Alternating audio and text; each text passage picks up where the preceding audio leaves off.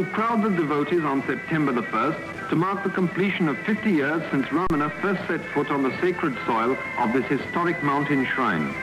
From far and near, they flocked for darshan of the holy sage, who by the severest austerities and profound contemplation has attained spiritual wisdom and serenity unique in the country. Thousands draw comfort from his mere presence, for he neither preaches nor blames, setting at ease all who come to him by the essential goodness he radiates to all around.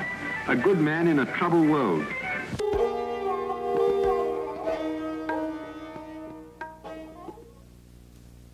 He adhered to a punctual routine, which included going out for a stroll twice a day.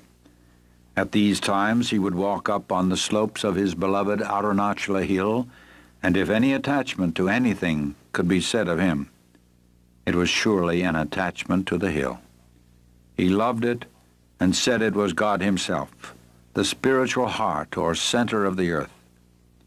He seemed to never be so happy as when wandering around its slopes, and once remarked that there was not one spot on the hill where he had not set his foot. He also encouraged devotees to walk around the 8-mile circumference of the hill, as it has been well known from ancient times to be a very potent spiritual exercise. Generally, the Maharshi appeared to be indifferent, a witness to what was going on around him. Nevertheless, he was always aware of what was happening and seemed to be very particular about certain matters.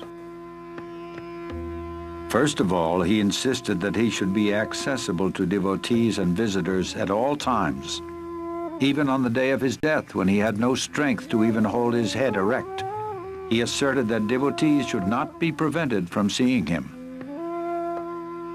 He was also very keen that visitors should be fed immediately upon their arrival, and food should be well cooked and nutritious. He participated and supervised meal preparations for many years. The Maharshi was adamant that no preferences should be given to him in way of food or conveniences. If it is good for me, it must be good for all, he would say when some special food preparation or medicine was offered him. He would then make the attendants distribute the item to everyone present before he would take it himself.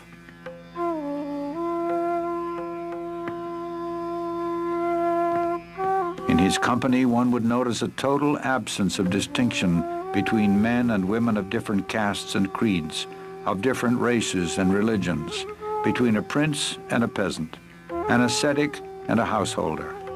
His equality extended far beyond human beings and embraced even plants and animals.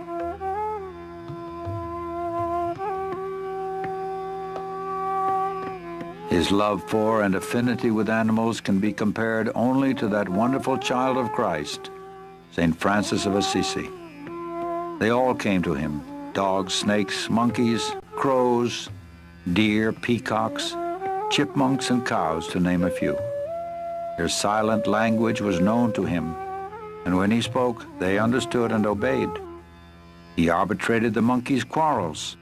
He has been known to speak to the wild leopards and cobras, and the whole animal kingdom accepted him as their guardian and defender. All felt his grace and acted with intelligence in his presence.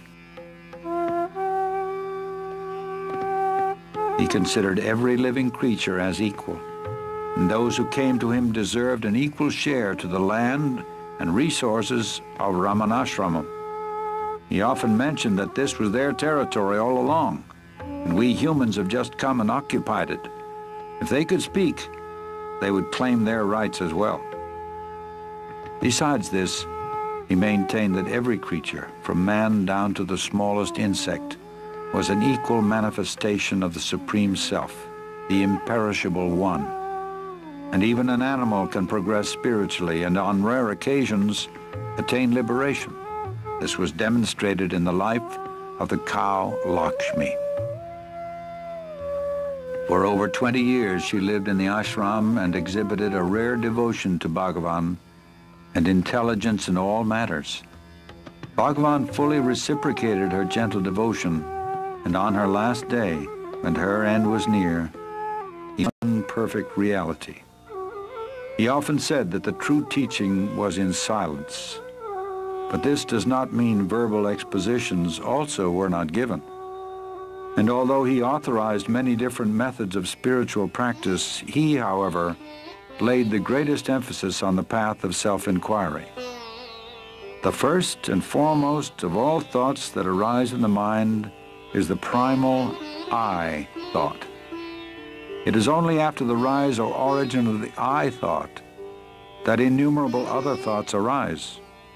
Search by means of a deeply introverted mind wherefrom this I arises. If we go inward questing for the source of the I topples down, and immediately another entity will reveal itself proclaiming I. Even though it also emerges saying I, it does not connote the ego, but the one perfect existence.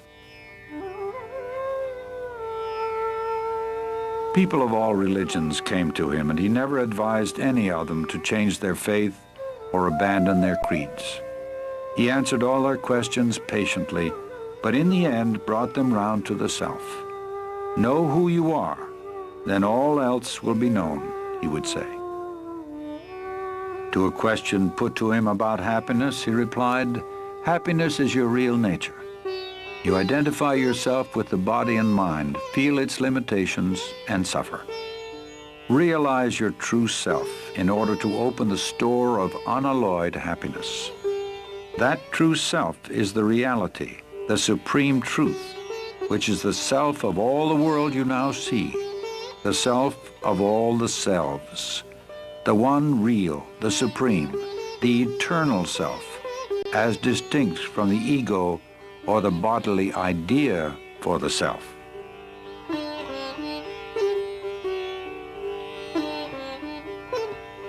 He never advised anyone to renounce their families or move to the forest.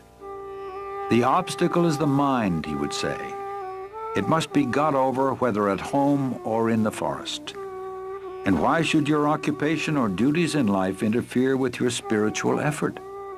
By giving up activities is meant giving up attachment to activities or fruits thereof, giving up the notion, I am the doer. The practice of his teaching doesn't require outward rituals or ceremony. It takes one straight to the source of one's own being, which is the source from whence all religions spring and must ultimately resolve. It can be practiced by men and women of all walks of life, regardless of their environment.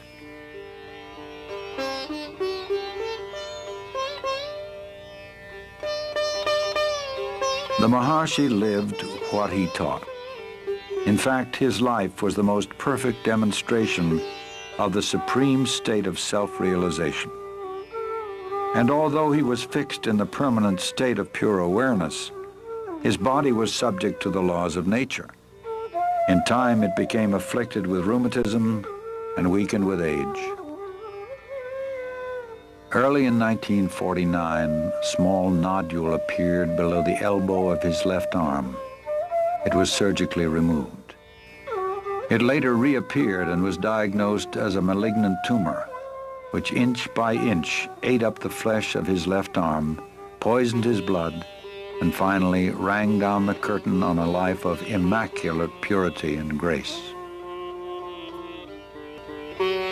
Throughout his final year, there appeared to be terrible suffering, but the Maharishi never complained. He seemed to be indifferent alike to the existence or non-existence of the body, being almost unaware of it. Devotees, seeing his gradual weakening and ominous symptoms, expressed their agony at his impending departure.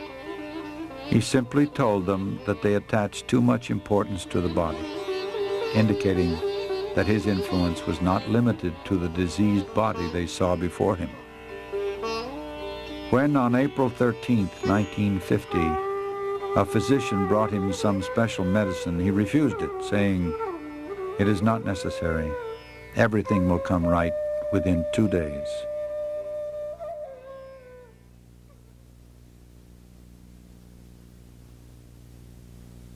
The next day, a long crowd filed past the open doorway.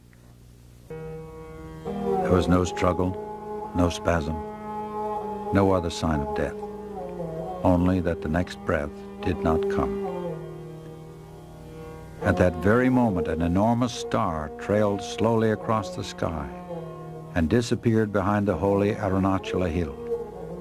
Many saw it, even as far away as Madras, and felt what it portended. It was exactly 8:47 p.m., April 14, 1950. Next day, a pit was dug and the body interred with divine honors. The crowd, packed tight, looked on in silent grief.